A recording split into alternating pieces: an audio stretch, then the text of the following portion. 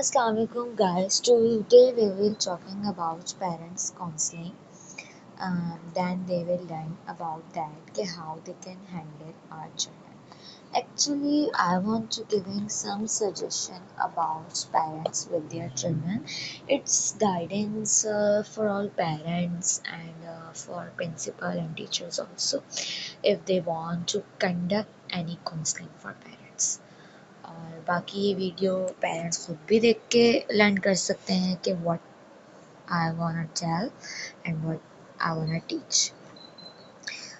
तो main purpose of parents counselling is that guide parents about their children behavior and learning, helping power uh, help parents understand their children emotional and academic. Start like that. Okay, good morning everyone. Welcome to J Parents Counseling section. I am mention of your name, and today we will talk about how we can help our children grow emotionally, behave positively, and perform better in their studies. सबसे पहले तो firstly you should understand your child. Every child is different. Some are fast learner and other take time. If your child take time to write or read, don't scold them, encourage and give small practices. ठीक है, small practices उसको दें. इसके अलावा होना ये चाहिए कि रूटीन बच्चों की सेट हो, स्क्रीन टाइमिंग एक हद तक हो. पेरेंट्स अपने बच्चों को टाइम नहीं देते, ख़ुद भी मोबाइल्स में बैठ के रील्स देखते हैं और बच्चे भी वही रील्स देखते हैं. पेरेंट बच्चों को बिज़ी ही नहीं करते. दैट्स वाई उनके पास इतना टाइम होता है कि बच्चे ज़िद करते हैं, बच्चे को ये चाहिए और वो चाहिए. अगर पेरेंट्स अपने बच्चों की एक रूटीन, भले बच्चा 4-5 ईयर्स का हो, अगर बच्चों को एक रूटीन फॉलो करवाएं कि ये आपका स्क्रीन टाइम है, ये आपका लंच टाइम होगा. पेरेंट्स खुद रूटीन फॉलो नहीं करते तो बच्चे क्या करेंगे. तो एक रूटीन फॉलो होनी चाहिए कि भाई ये आपकी स्क्रीन टाइमिंग है, ये वाला काम करके आपको स्क्रीन टाइम मिलेगा, ये वाला काम करके थोड़ा सा आपका स्टडी टाइम है. थोड़ा सा आप पेरेंट्स को चाहिए अपने बच्चों से थोड़ी बात करें. पढ़ाई की नहीं, पढ़ाई हो गई, लंच करवा दिया, डिनर करवा दिया. अब बच्चों से थोड़ी सी टॉकिंग करें उनके अबाउट कि क्या, हाउ वाज योर डे, क्या चीज़ आपके डे में आज मुश्किल थी, क्या चीज़ अच्छी थी, क्या चीज़ सबसे ज़्यादा पसंद है. ये सब चीज़ें पूछनी चाहिए. बच्चों को इंटरेस्ट होता है. फिर आप उसमें कमेंट करें वाओ ये चीज़ मुझे भी अच्छी लगी, तो बच्चा नेक्स्ट डे उससे ज़्यादा कुछ करके दिखाता है. पेरेंट्स खुद भी एक टीच ही करते हैं बच्चों को, तभी बच्चे चल सकते हैं. टीचर का ये वर्क नहीं है कि टीचर हर एक चीज़ को टीच करेगी. ये सब थोड़े से जो चीज़ें हैं वो पेरेंट्स की भी हैं. If your child take time to write और रीड, डोंट स्कॉल्ड देम. जैसे कि मैंने आपको बताया कि आपने नहीं डांटना बच्चों को, प्यार से मोहब्बत से हर बच्चे का तरीका होता है. सबसे ज़रूरी thing, don't be comparing with other child. अगर आपका एक बच्चा ए ग्रेड ला रहा है, एक बच्चा सी ग्रेड ला रहा है, तो don't focus on the grade, focus on the learning, focus on the practising. मतलब वो कितनी प्रैक्टिस करके गया है, इसके अलावा वो कितना ज़्यादा जो है उस पर मेहनत करी है, उसने ट्राई की है, मतलब कितना ट्राई किया. ज़्यादा में ये इम्पॉर्टेंट होता है कितना बच्चे ने ट्राई किया. फिर stay in touch with teacher. Teachers के साथ टच रहना चाहिए, बट इट्स नॉट मीन कि टीचर को जो है वो बिल्कुल ही बार बार मैसेज करना. It's a bad habit if you are doing this type of thing. So it's mean कि ये रूल्स के जो है अगेंस्ट आता है. ठीक है, टच से मुराद ये है कि बच्चे के बारे में टीचर से पूछना चाहिए, हर पीटीएम को अटेंड करना चाहिए, हर पीटीएम को अटेंड करना चाहिए कि भाई मेरे बच्चे में अब क्या कंप्लेन है, अब क्या करेक्शन आई है, अब क्या मिस्टेक्स कर रहे हैं बच्चे, ये सारी चीज़ें. Remember school and home both share equal responsibilities. Work together, solve issues early, ask every night how was your day today. जैसे कि मतलब हर रात बच्चों से पूछना चाहिए how was your day today, क्या चीज़ आपको अच्छी लगी, क्या चीज़ आपको बुरी लगी. ये सब आपको पेरेंट्स को इतना फ्रेंडली होने चाहिए बच्चों से कि वो बता सकें कि आप जो है किस तरह बच्चों को मतलब क्या प्रॉब्लम उसने आज फेस करी है और क्या उसने क्या उसके साथ हुआ कोई, ताकि वो इंसिडेंट भी कोई अल्लाह ना करे ऐसा होता है तो वो बता सके. अगर पेरेंट्स आउट ऑफ कंट्री भी रहते हैं तो उनको बच्चे से कॉल करके भी, वीडियो कॉल्स पे भी थोड़ी सी काउंसलिंग करनी चाहिए, उनको बताना चाहिए, बच्चों की ट्रेनिंग करनी चाहिए, बच्चों से बात करनी चाहिए और उनसे इसी तरह के क्वेश्चंस पूछने चाहिए जो है।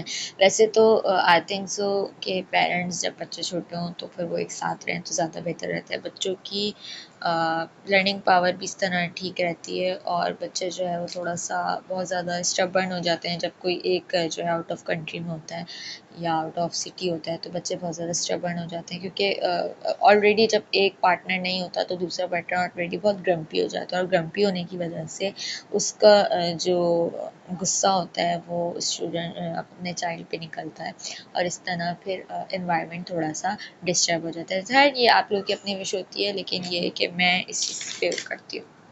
इसके अलावा देखें, बच्चों को प्यार से पढ़, जैसे ये बच्चों को आपस में बात करें, ये बात करना बहुत ज़रूरी होती है। बच्चों से आपस में डिस्कस करें, पेरेंट्स भी अपने डिस्कशन करें, पार्टनर्स को भी अपनी डिस्कशन करनी चाहिए ताकि पता हो कि एक दूसरे को टाइम दें। Just don't use mobile in front of others कि बस मोबाइल यूज़ करते रहना। बच्चे को भी एक मोबाइल दिला दिया, बच्चे को भी एक टैबलेट दिला दी, वो भी अपना गेम खेलता रहता है, पेरेंट्स अपना मोबाइल यूज़ करते रहते हैं। ऐसा नहीं होता। मोबाइल का हर एक ह्यूमन के लिए एक टाइम होना चाहिए। आप अपनी रूटीन जो है, अब खुद आप अपनी रूटीन बनाएंगे तो आपके बच्चे भी, आप एक रूटीन अगर इस फॉलो करेंगे कि देखिए हमने इस टाइम मोबाइल यूज़ करना है, तो आप वो एक टाइम आप बनाएं और उसमें आप पूरी फैमिली भले मोबाइल यूज़ करें। उसमें भी बच्चों को ऐसे पेज फॉलो होने चाहिए, बच्चों के यूट्यूब चैनल अगर हैं या आप लोग अपना मोबाइल शेयर कर रहे हैं तो एक ऐसा यूट्यूब चैनल होना चाहिए जिसमें लर्निंग ही चीज़ें आएँ, रील्स ही आएँ, कार्टून्स आ जाएँ। आई डोंट से कि उसको हर वक्त पढ़ाते रहो, कार्टून्स आ जाएँ, थोड़ी ऐसी चीज़ें। लेकिन ये जो बहुत ज़्यादा बैड लैंग्वेजेस यूज़ हो रही होती हैं रील्स में, इसको ना दिखाएं बच्चों को।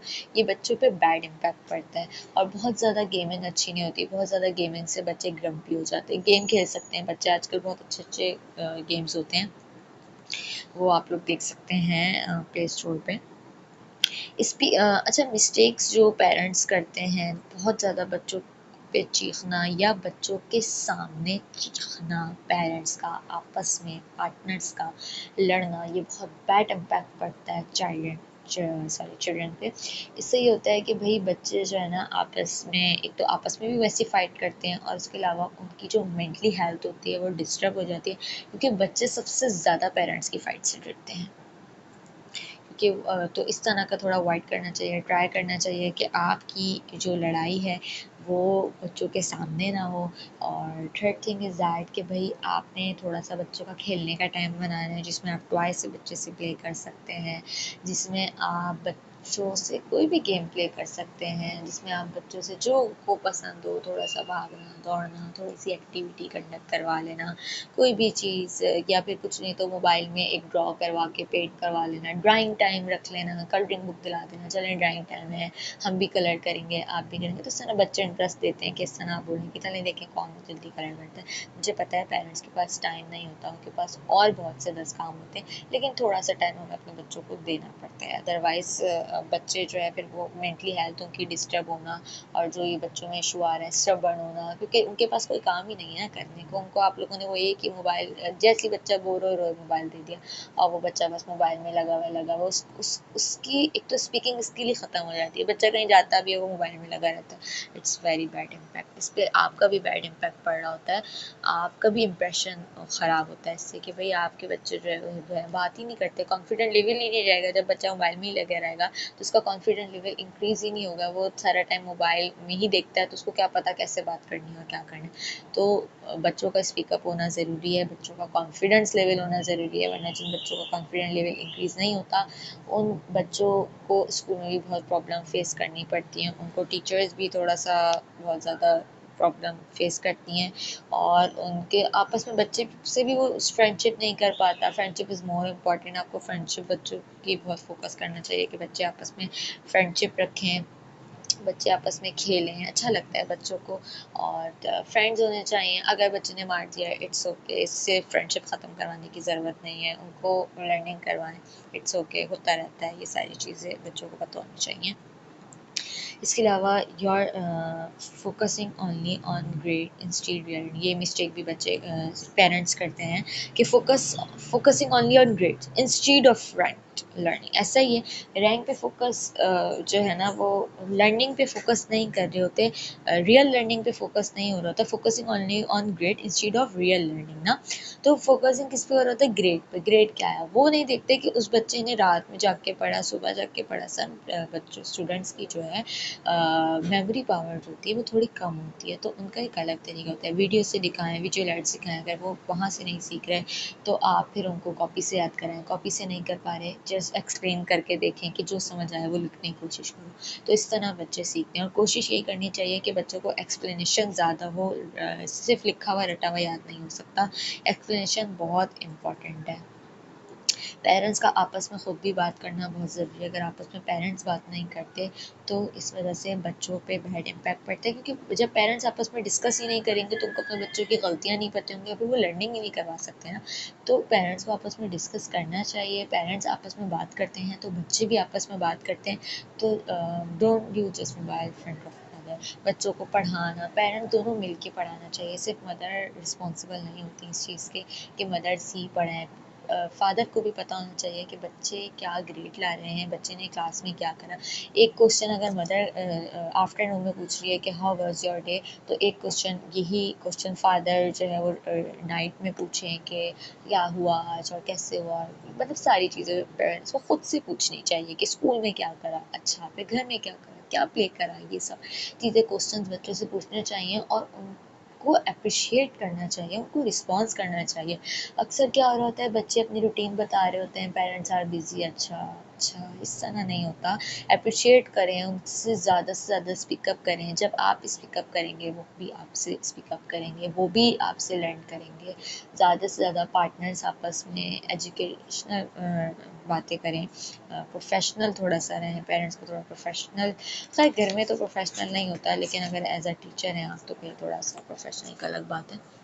लेकिन अगर पेरेंट बच्चों को खुद पढ़ाना चाहिए। ट्यूशन टीचर आपके बच्चों का माइंड मोस्टली तौर पे नहीं समझ पाती। ट्यूशन टीचर के पास बहुत सारे बच्चे होते हैं तो वो